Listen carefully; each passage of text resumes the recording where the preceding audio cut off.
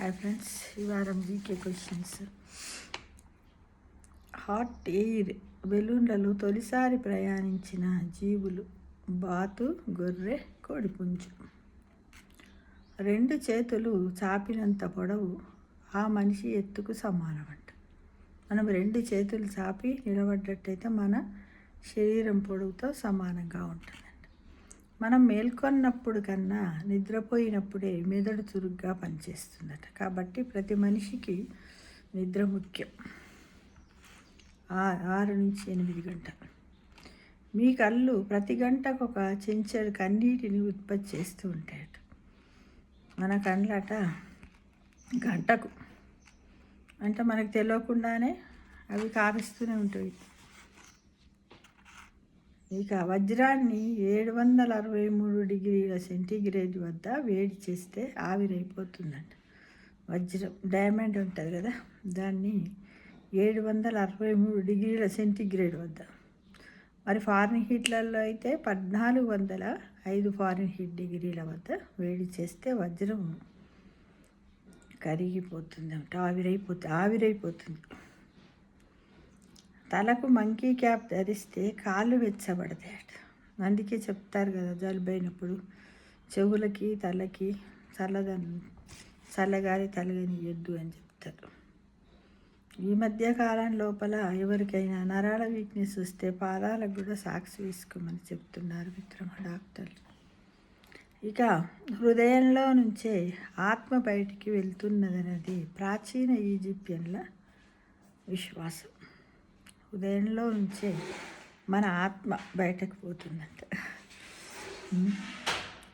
కొన్ని దేశాలలో చిలుకలు సంగీతం వినగానే డ్యాన్స్ చేస్తాయట.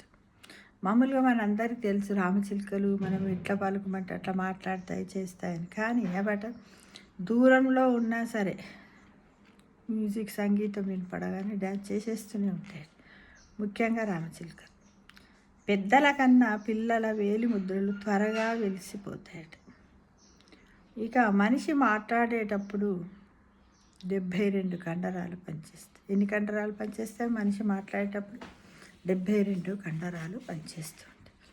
కండరాలు మంచిగా పనిచేస్తున్నాయని ఊరికే మాట్లాడొద్దు. అవసరమైనప్పుడే మాట్లాడాలి, పరిమితంగా మాట్లాడి గౌరవంగా మాట్లాడాలి, చక్కటి పదజాలాన్ని ఉపయోగించి మాట్లాడాలి మిత్రము. ఇక ఇంగ్లాండ్ జనాభా కన్నా అమెరికాలోని టీవీలు అధికమంట. ఇంగ్లాండ్లో ఉన్నటువంటి పాపులేషన్ కంటే అమెరికాలో ఉన్నటువంటి టీవీల సంఖ్య అధికమంట. చైనాలో 4000 ఏళ్ళ కిందటి నూడిల్స్ శిలాజాలు బయటపడ్డాయట. చైనాలో 4000 ఏళ్ళ కిందటి నూడిల్స్ శిలాజాలు బయటపడ్డాయట. న్యూయార్క్ సిటీలో 200 భాషలు మాట్లాడే ప్రజలు ఉన్నారట. 200 భాషలు మాట్లాడే ప్రజలు ఉన్న ప్రాంతం ఏది అంటే న్యూయార్క్ సిటీ. హలోవీన్ వేడుకలను 2000 ఏళ్ళ నుంచి జరుపుతున్నారంట. పెద్దల పండుగ. మన దగ్గర పితృ అమావాస్య అని ఉంటుంది కదా, అలానే వాళ్ళు కూడా అక్కడ పెద్దలను గౌరవిస్తారనమాట. ఉదయం కన్నా సాయంత్రం ఎక్కువ వాసనను పీల్చుకుంటుందట నాసికం, అంటే ముక్కు. ఉదయం కంటే సాయంత్రం ఎక్కువగా పీల్చుకుంటుంది. రష్యా నుంచి అలస్కాకు ఎంత దూరమో తెలుసా? కేవలం 2 మైళ్ళంట. రష్యా నుంచి అలస్కాకు ఎంత దూరమో? 2 మైళ్ళు. అవునా కదా, ఆశ్చర్యంగా అనిపిస్తుంది కదా. 2 మైళ్ళు అంటే 3 కిలోమీటర్లు. 1 మైల్ ఈక్వల్ టు 1.5 కిలోమీటర్. థాయిలాండ్లోని కొన్ని జాతుల కోతులు తమ పిల్లలకు బ్రతుకు పాఠాలు నేర్పిస్తాయట. కోతులు థాయిలాండ్ లోపల. అంటే మనం కూడా ఇప్పుడు మామూలుగా చూస్తూ ఉంటాం, కోడి పిల్లలే కానీ, మన డాగ్ పెట్స్ కానీ, పిగ్యులెట్స్ కానీ, ఇంకా మన చిలుకలు అవి ఉంటాయి కదా. మామూలుగా మనం చిన్న పిల్లలకు అవి తెచ్చి తినిపిస్తారు. బాగా అబ్జర్వ్ చేసినట్టయితే మనము నేచర్ని, చెట్ల మీద ఉన్నప్పుడు వాటిని అబ్జర్వ్ చేస్తే చిన్న పిల్లలకు పెద్ద తల్లులు పక్షులు తెచ్చి తినిపించేటి చూస్తూ ఉంటాం. కానీ అవి ఎలా బ్రతకాలేదని. కోడి కూడా అంతే కదా మిత్రమా.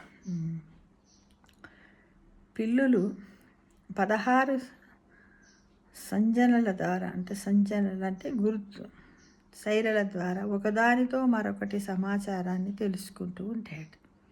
పిల్లులు 16 గుర్తురనమాట, వాటికి అంటారు కదా ఏంటిది ఇప్పుడు మనం కోడ్ నంబర్స్ అని. అలా ఏం చేస్తుందట 16 పిల్లులు.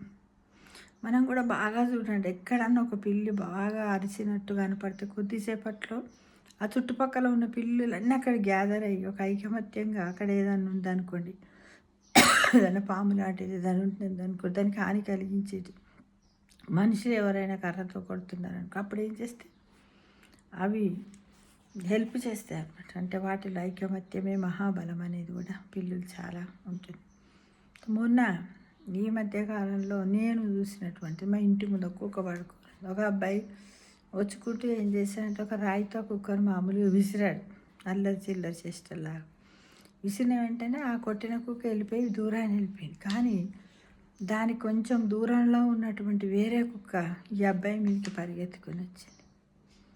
అయ్యో అయ్యో అని బాధపడుతున్నాయి. అన్నాను పడుకున్న దాన్ని మనం ఎప్పుడు కూడా నిద్ర లేపకూడదు, వాటిని డిస్టర్బ్ చేయదు. వాటిని మనం ఏమైనా హాని చేస్తేనే అవి ఆత్మరక్షణ కోసం మన వైపు వస్తూ ఉంటాయన్న విషయాన్ని మనం అందరం కూడా తెలుసుకోవాలి మిత్రం. ఇది ఈ వారం జీకే క్వశ్చన్స్.